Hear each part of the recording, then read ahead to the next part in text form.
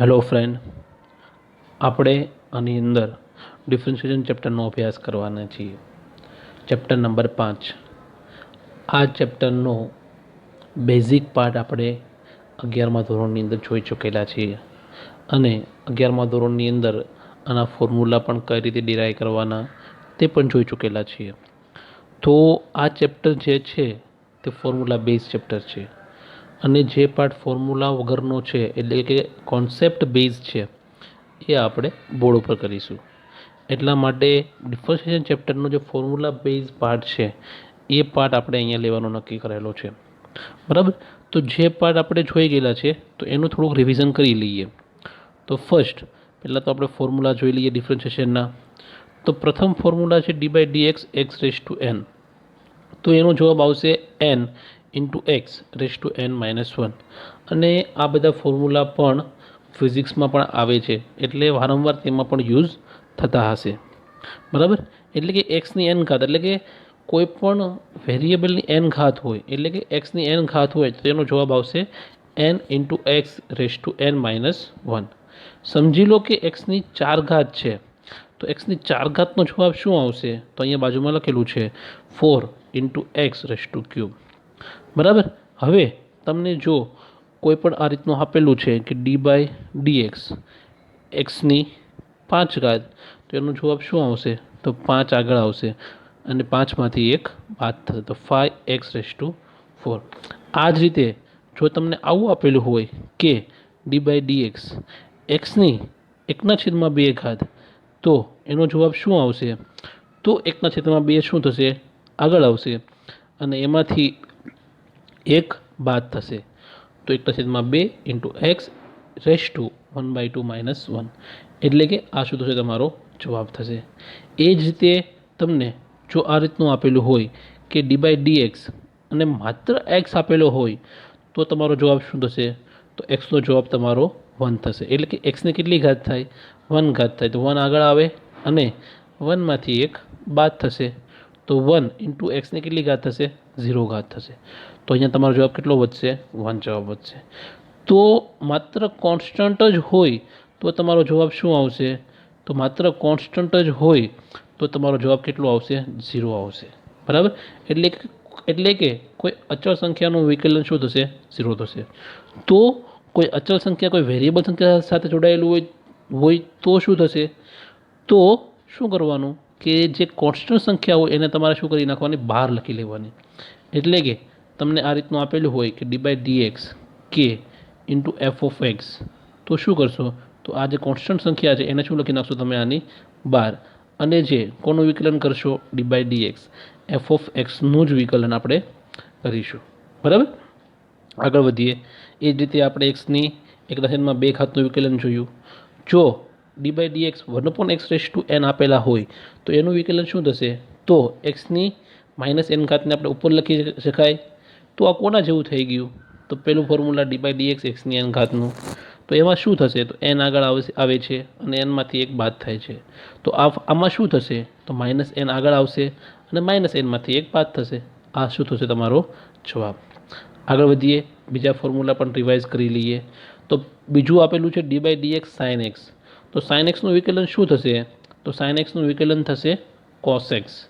ત્રીજું આપેલું છે કોસ એક્સ. તો કોસ એક્સનું વિકલન શું થશે? તો માઇનસ સાઇન એક્સ. બરાબર, તો આ તમારે અલ્ટરનેટિવ યાદ રાખવાના છે. તો સાઇન એક્સનું કોસ એક્સ અને કોસ એક્સનું માઇનસ સાઇન એક્સ થશે.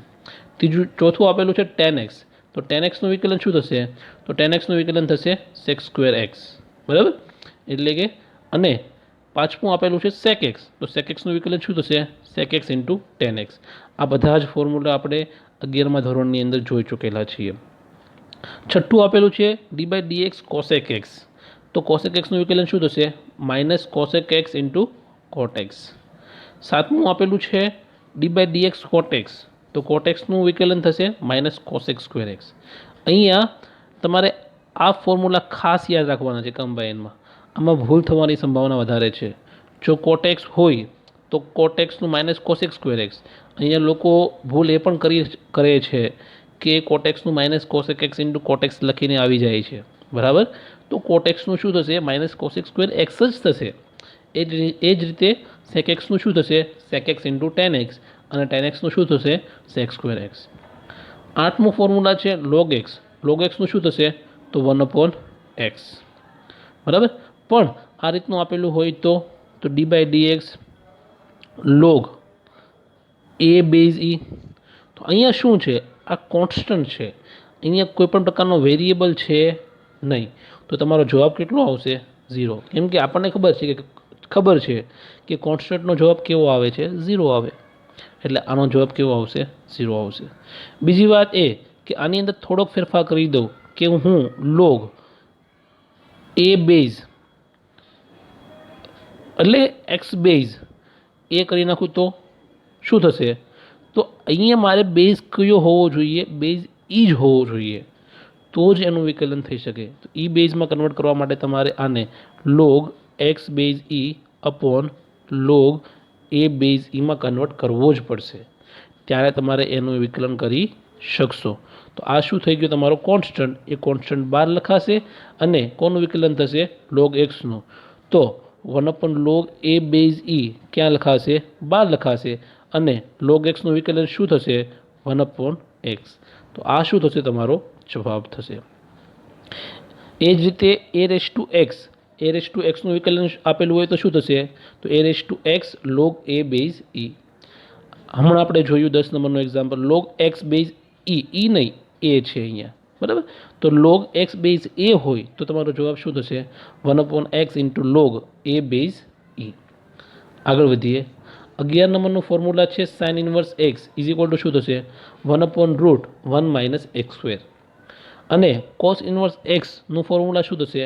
-1/√1 - x².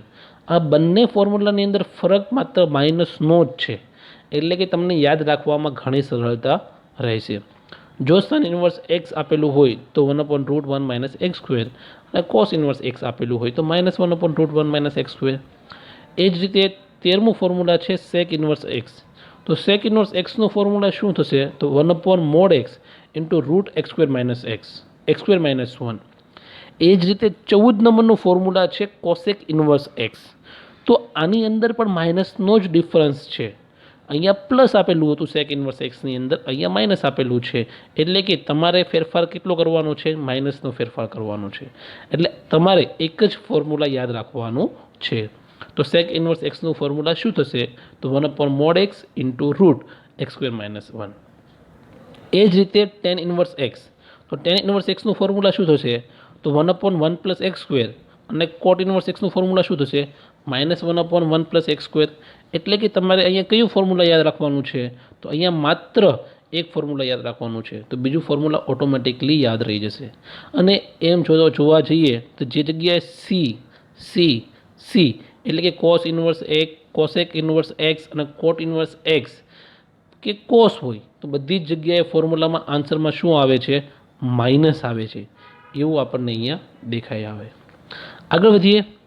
હવે ડિફરન્શિએશનની ઘણી વસ્તુ તમે 11માં જોઈ જ ચૂકેલા છો બેઝિક, છતાં આપણે ફરી વખત રિવાઇઝ કરી લઈએ. એટલે કે f(x) + g(x) આપેલું હોય, અથવા તો f(x) - g(x) આપેલું હોય તો શું કરશો? તો d/dx છે, એક વખત તમે પર્સનલી f(x) ને આપી શકો અને એક વખત g(x) ને આપી શકો, એટલે કે બંનેને પર્સનલી મળી શકે. જો તમને આ રીતનું આપેલું હોય કે d/dx f(x) ઇન્ટુ g(x), એટલે કે બે વેરિયેબલનો ગુણાકાર કરવાનો હોય તો શું કરશો?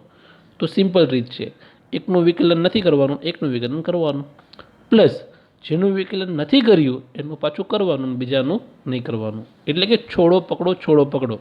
એટલે કે f(x) નું વિકલન નથી કરતા તો g(x) નું કરો, g(x) નું નથી કરતા તો f(x) નું કરો. એટલે કે f(x) d/dx g(x) plus g(x) d/dx f(x). અહીંયા એક્ઝામ્પલ પણ આપેલો છે, v = sin x into log x. એટલે કે અહીંયા પ્રથમ શું કરેલું છે? sin x ને એમને છોડી દીધો. કોનું વિકલન કર્યું? log x નું વિકલન કર્યું. પછી શું કર્યું? log x ને એમને છોડી દીધો. પછી કોનું વિકલન કર્યું? sin x નું વિકલન કર્યું. તો log x નું વિકલન શું થશે? 1/x. અને અહીંયા sin x નું વિકલન શું થશે? તો cos x થશે. એ જ રીતે ભાગાકારની અંદર જો આપેલું હોય કે d/dx f(x/g(x), તો શું થશે? તો છેદનો શું થશે? સ્ક્વેર. એટલે કે g of x whole square, અને અહીંયા શું થશે, જી ઓફ એક્સ એમનેમ રહેશે. પહેલાં કોનું વિકલન થશે, એફ ઓફ એક્સનું વિકલન થશે, પછી માઇનસ એફ ઓફ એક્સ એમનેમ રહેશે અને જી ઓફ એક્સનું વિકલન થશે. બરાબર. આ ફોર્મ્યુલા 11મા ધોરણની અંદર બધા જ આવી ચૂકેલા છે, માત્ર આપણે અહીંયા રિવિઝન કરીએ છીએ. D by D x tan x upon x raise to n આપેલું હોય તો શું કરશું, તો ફોર્મ્યુલા મુજબ છેદનો વર્ગ અને છેદ ઉપર એમનેમ રહેશે. પ્રથમ કોનું વિકલન થશે, ટેન એક્સનું, એટલે કે ટેન એક્સ, અને પછી શું થશે, ટેન એક્સને એમનેમ છોડીશું અને કોનું વિકલન થશે, એક્સ રેસ ટુ એનનું. તો એક્સ રેસ ટુ એનનું વિકલન શું થશે, તો N into X raise to N minus one. એ જ રીતે ટેન એક્સનું વિકલન શું થશે, અહીંયા સેક્સ સ્ક્વેર એક્સ. બાકીનાનો જવાબ એઝ ઇટ ઇઝ તમારો આવી જશે. આગળ વધીએ. Chain rule.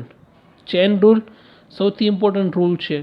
જો તમને આપેલું હોય v is equal to g of f of x, તો બંને બાજુ વિકલન અપ્લાય કરીએ તો શું થશે. અહીંયા એવું છે કે અંદરની અંદર એક ફંક્શન છે, જેની અંદર એફ ઓફ એક્સ એક ફંક્શન આપેલું છે. તો પ્રથમ શું કરશો, તો બહાર જે આપેલું છે તેનું વિકલન કરીશું આપણે. તો બહાર શું આપેલું છે, આપણને ઝી આપેલું છે, તો જીનું વિકલન શું થશે, ઝી ડેશ થશે. બરાબર. ને પછી અંદર શું આપેલું છે, એફ ઓફ એક્સ, એટલે કે ડી બાય ડી એક્સ. જો તમને આ રીતનું આપેલું હોય કે જી ઓફ એફ ઓફ એક્સ, એટલે કે બહાર તમારી પાસે જી છે, તો પ્રથમ વિકલન કોને કરીશું આપણે, તો જીનું વિકલન કરીશું. તો શું થશે અહીંયા, તો g dash f of x, પછી અંદર કોણ છે, તો D by D x F of x, પછી કોનું વિકલન થશે, એફ ઓફ એક્સનું વિકલન થશે. બહુ જ ઇમ્પોર્ટન્ટ છે આ. બરાબર. અને વારંવાર યુઝ થવાવાળો છે આ. હવે આગળ વધીએ. જો v is equal to sine 2x plus 3 આપેલું છે, તો અહીંયા બહાર કોણ છે, બહાર સાઇન છે, તો પ્રથમ કોનું વિકલન થશે, સાઇનનું વિકલન થશે. તો બંને બાજુ d by D x apply કરીએ તો સાઇનનું વિકલન કરશું તો સાઇનનું વિકલન શું થશે, કોસેક 2x પ્લસ 3. અંદર નાનું તો એમનામ જ રહેશે પહેલાં, પછી અંદર નાનું પાછું વિકલન થશે, તો પાછું વિકલન શું થશે, 2x પ્લસ 3.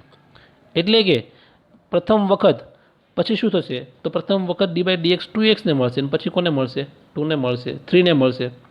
તો 2xને મળશે તો 2 અચળ તરીકે બહાર લખાશે અને કોનું વિકલન થશે, એક્સ. એટલે અહીંયા શું થશે, dx by dx plus d3 by dx. એટલે કે આ કેવું થઈ ગયું, અહીંયા અચળ થઈ ગયું. તો આનું વિકલન કેવું થશે, 0 થશે. એટલે આપણો જવાબ શું આવશે, 2 cos 2x પ્લસ 3.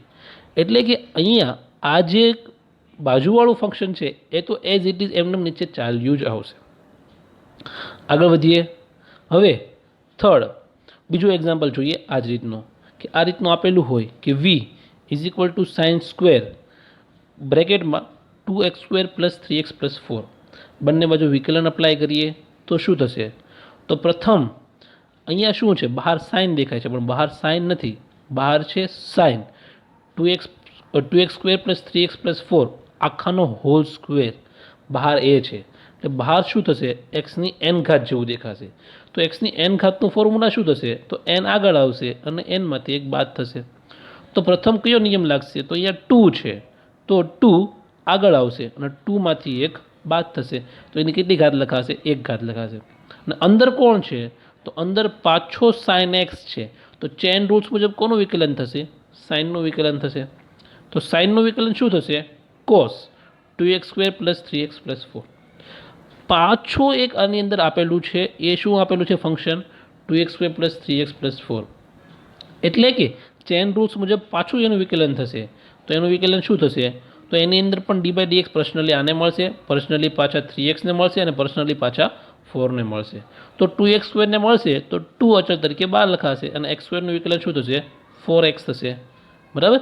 અને 3xને મળશે તો 3xનું શું થશે, તો પ્રથમ 3ને મળશે અને xનું વિકલન શું થશે, 1 થશે. અને અહીંયા 4 તો અચળ છે જ તે, તો 4નું વિકલન શું થશે, 0 થશે. બરાબર.